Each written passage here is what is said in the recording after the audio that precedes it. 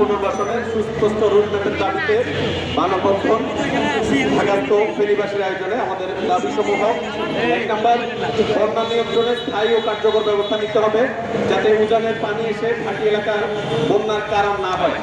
2, ফেনী, কুমিল্লা, নোয়াখালী সহ এই অঞ্চলের মানুষের বন্যা ও জলোচ্ছ্বাসের রক্ষা কবচ মোল্লামুখা বাঁধ ও মুছাপুর প্রজার অবিলম্বে পুনর্নির্মাণ করতে হবে।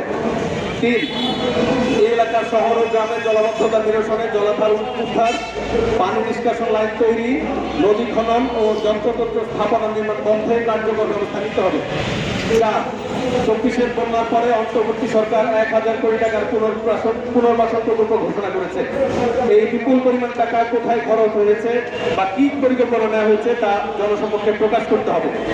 একই সাথে গতবার ও এবারের বন্যায় ক্ষতিগ্রস্ত শিক্ষা প্রতিষ্ঠান, বাড়িঘর, ফসল, গবাদি পশু, মৎস্য খামারের সঠিক তথ্য যাচাই করে যথাযথ ক্ষতিপূরণ দিতে হবে।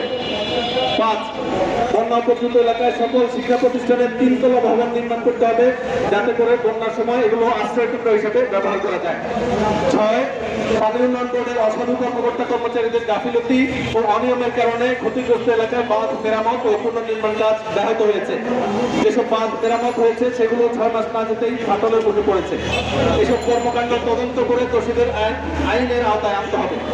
7, ফেনী সহ এই অঞ্চলের মানুষ ভারতীয় পানি আগ্রাসনের শিকার, এর বিরুদ্ধে যথাযথ রাষ্ট্রীয় ব্যবস্থা নিতে হবে। ফেনী নদীর পানি ভারতকে দেওয়া বন্ধ করতে হবে। ধন্যবাদ।